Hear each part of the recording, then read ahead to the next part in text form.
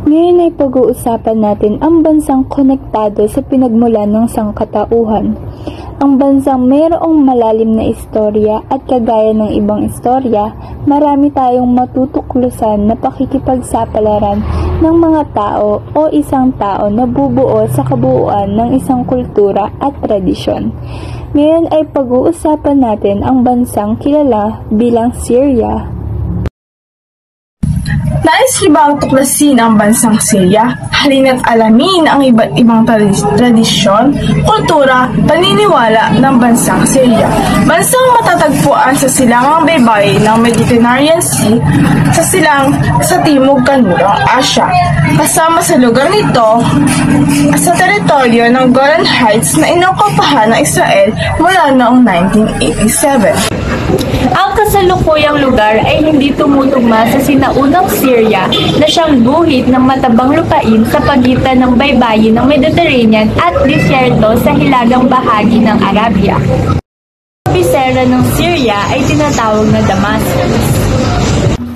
Ang Syria ay isang tradisyonal na lipunan na may isang mahabang kasaysayan ng kultura. Ang kahalagahan ay inilagay sa mga pamilya, relihiyon, edukasyon, disiplina sa sarili at respeto.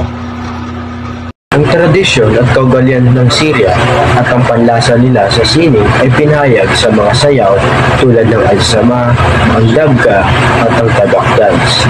Ang seremonya ng kasal ay isang okasyon kung saan may masiglang pagtatanghal ng mga katutubong kaugalian. Ang Syria ay isang kultura na mabigat na naiimpluwensyahan ng tradisyon. Ang ilan sa mga tradisyong lumipas na, ipinasa sa loob ng maraming taon ay kinibibilangan ng pagkaing Syria, maalat na sayaw at piyesta. Ang Damascus ay isa sa mga naging sentro ng Arab sa larangan ng kultura at sining, lalo na sa pagbabago sa larangan ng musika. Ang bansang Syria ay isa sa pinakamatandang sibilisasyon sa ating mundo.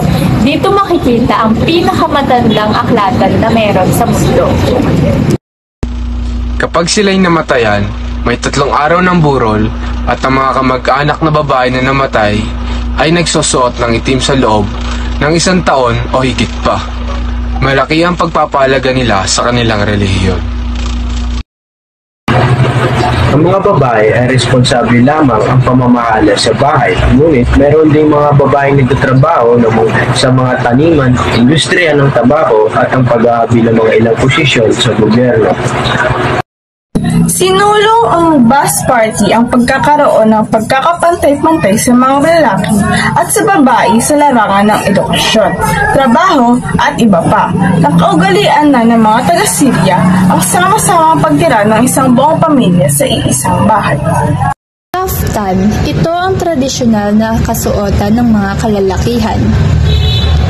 Tob, tradisyonal na kasuotan ng mga kababaihan. Sila ay naniniwala sa mga evil's eye at mga espiritong tinatawag na jinn. Naniniwala din sila sa mga santo, nagdadasal sila araw-araw sa mga santong ito. Mayroon silang bazaar sa Damascus. Ang pamilyang ito ay ang sentro ng negosyo ng lungsod ng Syria. Ang mga bahay ay karaniwang may mga saradong pinto o bintana. Ito ay sumisimbolo bilang isang matimpiing pamilya. Nakamit ng Syria ang kalayaan noong 1946. Maraming bansa at mga imperyo ang namuno at nanakop sa bansang Syria. Halimbawa na dito ang mga Haiti, Egyptian, Sumerians, Assyrians, Babylonians at marami pang iba. Tunay nga namang kay ganda at kapanapanabik ng tradisyon, kultura at paniniwala ng mga taga-Syria. Kaya ikaw, kung may pagkakataon ka, pupunta ka ba rito?